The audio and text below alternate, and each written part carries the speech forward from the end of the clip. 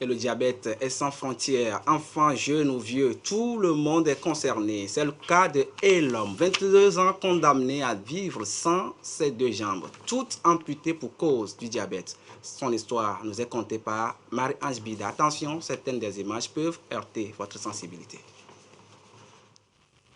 Derrière ce sourire, une tristesse.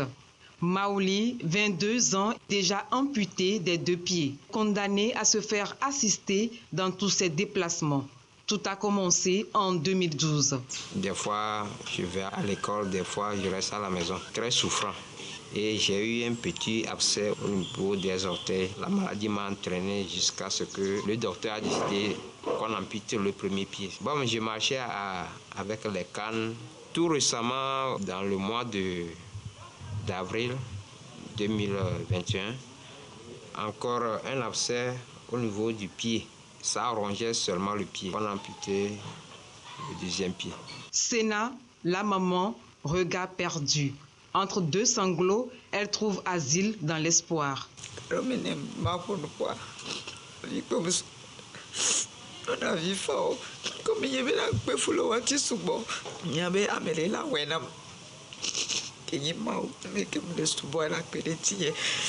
Maouli, un cas parmi tant d'autres.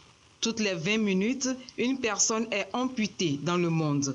Le diabète se présente sous diverses formes.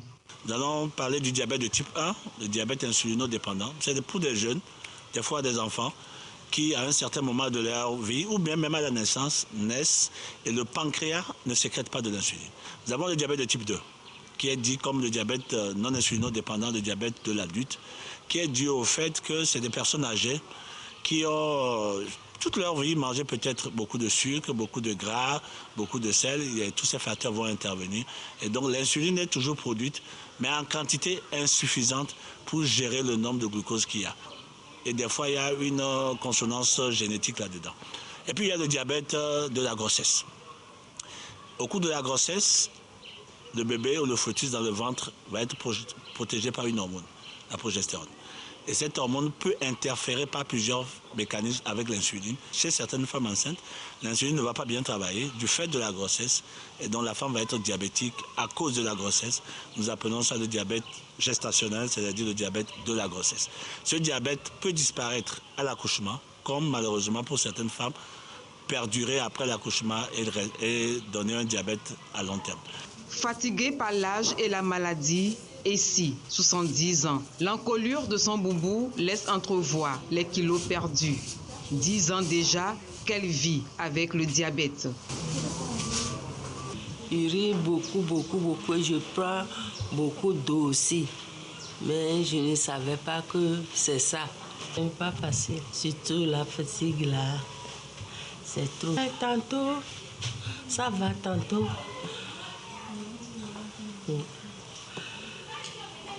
Les causes du diabète sont multiples. Obésité, stress, hypertension artérielle, hérédité. On compte 450 millions de diabétiques à travers le monde. C'est une maladie générale. Nous avons des complications au niveau du cerveau, donc un AVC. Le diabète va entraîner des complications au niveau des yeux. Ça donne la cataracte, le glaucome ou même la cécité. Le diabète va entraîner des complications au niveau dentaire, au niveau des oreilles avec des infections. Au niveau du cœur, on va avoir des insuffisances cardiaques, les angines de poitrine, en tout cas toutes les complications possibles au niveau du cœur. Au niveau intestinal également, nous avons des patients qui peuvent vomir. Le diabète entraîne des complications au niveau de l'appareil génital. Donc chez le monsieur, une impuissance sexuelle. Et chez la femme, une frigidité ou même la stérilité. Dame Essie, Maouli, 2 générations touchées par le diabète. Les spécialistes recommandent une hygiène de vie. Donc aujourd'hui, par rapport à l'alimentation, il faut manger moins sucré, moins salé, moins gras. Il faut faire du sport. Et si on ne peut pas faire beaucoup de sport, nous recommandons 30 minutes d'activité de marche rapide par jour, tous les jours, ou au pire, 3 à 4 fois dans la semaine, il faut faire de la marche. Il faut réduire la consommation de l'alcool, parce que l'alcool permet la survenue du diabète, et il faut arrêter la consommation du tabac. Avec ces règles de vie, en général, il y a beaucoup de chances que nous réduisons beaucoup la fréquence du diabète. Contre le diabète, des associations et ONG organisent des séances de dépistage gratuits. Il n'est jamais trop tard pour connaître son statut et prendre les dispositions qu'il faut. Et je suis sur le plateau avec Edo Agounon. Il est le président de l'association togolaise du diabète. Monsieur Agounon, bonjour. Bonjour, monsieur. Voilà, dites-nous, quelle est aujourd'hui la situation du diabète chez nous au Togo? Oui, merci. Et le gouvernement togolais a fait une enquête en 2010 et le résultat avait pour 2,6% de la population togolaise. Mais les chiffres ont augmenté le jour. Donc aujourd'hui, en 2021, on ne peut plus parler de ce chiffre. Mais néanmoins, en 2019, il y a 2167 diabétiques qui ont été hospitalisés. Et parmi ces personnes, nous avons enregistré 218 décès dans les centres hospitaliers du Togo. Raison pour laquelle, si vous voyez tout à l'heure le professeur Bello, c'est, je ne sais pas, les mots me manquent pour le qualifier. Il refoule le moulin pour trouver une solution pour le diabète Togo. Donc, ils sont en train de mener une enquête qui a commencé même hier. Et c'est l'Organisation mondiale de la santé qui a financé cette enquête pour voir la statistique réelle de la population togolaise que le diabète affecte. Mais dans le monde, nous avons en 2010 285 millions de diabétiques. Et actuellement, les chiffres ont augmenté aussi à 463 millions de diabètes. Donc, le chiffre ne fait que grimper. Voilà la situation. Et le diabète, on ne doit pas s'amuser avec le diabète. C'est une maladie chronique, sournoise, qui tue silencieusement, qui vit à bas prix. Oui, justement. Mais le diabète, on le sait aussi, c'est une maladie qui n'est pas guérissable, mais on peut le contrôler. Comment c'est possible? Vraiment, c'est possible. Effectivement, le diabète est une maladie non guérissable, mais on peut le contrôler. Voilà, pour le thème de cette année, la communauté internationale a mis l'accent sur l'accès aux soins du diabète. Et nous allons profiter de cette occasion pour remercier le ministère de la Santé, c'est-à-dire le gouvernement togolais, le chef de l'État en personne. Ils ont changé la dénomination du ministère de la Santé qui est ministère de la Santé, de l'hygiène publique et de l'accès universel aux soins. Donc ils ont déjà devancé la communauté internationale. Mais quand vous avez la maladie fait déclencher des complications. Les complications au niveau du cœur, et des crises cardiaques, les complications au niveau des yeux, la cécité, les complications au niveau du poumon, les complications plutôt au niveau du rein, qui est l'insuffisance rénale. Oui, la question c'est comment contrôler le diabète. J'en viens. Bon, pour contrôler le diabète, il faut d'abord contrôler sa glycémie chaque matin à jeun. Même 2 heures après le repas, vous pouvez contrôler votre glycémie. À midi, avant de manger, il faut contrôler votre glycémie le soir. Mais faute de moyens, les gens n'arrivent pas. Alors qu'au Togo, un diabétique doit dépenser 30 000 francs au minimum pour ses médicaments et contrôle de glycémie. Ça compter les consultations et analyses. Ce qui fait que cet aspect pour le contrôle de qualité est réduit. Voilà la situation. Mais avec le diabète, on peut vivre longtemps si on a un médecin. Et si les gens ne vont pas à l'hôpital. C'est ça qui est très grave. Parce qu'ils n'ont pas d'argent, vous venez de le dire. Oui, maintenant... Parce qu'il faut au moins 30 000 francs pour se faire traiter, être suivi par un médecin. Mais le gouvernement togolais fait beaucoup de choses. Il y a des affaires sociales dans toutes les structures sanitaires du Togo. Quand vous n'avez pas de moyens, vous pouvez passer par l'association et on va intervenir au niveau du seul programme de l'école diabète et sucré au Togo, professeur Bello, qui se bat toujours pour l'amélioration des diabétiques togolais. Et justement, je vous pose la question, votre association, c'est l'association togolaise du diabète. Qu'est-ce que vous faites pour par exemple, quand je prends le cas de l'homme amputé des 2 jambes, dans ces conditions, qui n'a pas de moyens pour son suivi médical, qu'est-ce que vous faites? Bon, d'abord, quand nous avons des cas comme ça, les gens viennent contrôler leur glycémie gratuitement, sans frais.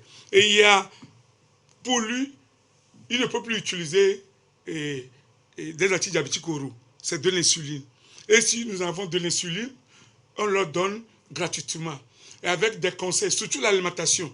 L'alimentation joue un rôle important dans la prise en charge du diabète. Donc il faut conseiller les diabétiques dans nos centres d'éducation. Ce qu'il faut manger. On ne doit pas tout manger. Comme le docteur Kouvarela dit, on mange trop gras, trop salé, trop sucré. C'est ce qui est mauvais. Mais pour ce cas, si ça nous dépasse, on peut approcher le coordonnateur de maladies non transmissibles, professeur Bello, et au haut lieu, il peut contacter le ministère de la Santé.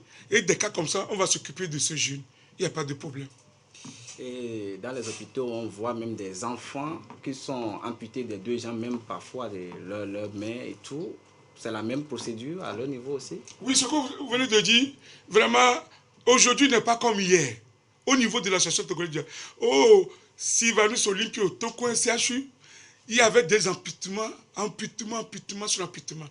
Grâce à la sensibilisation de l'association togolaise du diabète et les visites de reconfort aux diabétiques hospitalisés, l'amputation a diminué. Qu'est-ce qui fait qu'on ampute? Quand vous avez un petit bobo au niveau des pieds, il faut surveiller ça, aller à l'hôpital. Il ne faut pas attendre que ça s'éclate d'abord. C'est ça qui est en train... Et quand il y a gangrène, on dit on doit amputer. Si on n'ampute pas, la personne doit mourir. Donc on doit accentuer sur la sensibilisation, la population. Et maintenant, le diabète ce n'est pas seulement à Lomé qui a le diabète. Il y a le diabète sur toute l'étendue du territoire. Nous, à l'ATD, nous avons des sessions dans presque toutes les régions du Togo. Mais on n'a pas de moyens pour pouvoir supporter ces sessions. Et les sessions sont devenues mortes. Voilà la situation dans laquelle nous sommes. Et quand je suis diabétique, comment est-ce que je peux le savoir? Quels sont les signes annonceurs du diabète? Merci beaucoup. Et comment justement s'y prendre? Merci beaucoup. Effectivement, le diabète se manifeste par une polyurie. Vous allez uriner la nuit, une polydipsie, et boire souvent et fréquemment, même la nuit. Et votre sommeil peut être perturbé. Vous allez manger beaucoup, mais vous ne serez pas rassasié. C'est ça qu'on appelle polyphagie. Et ensuite, vous mangez beaucoup, mais vous allez commencer par maigrir.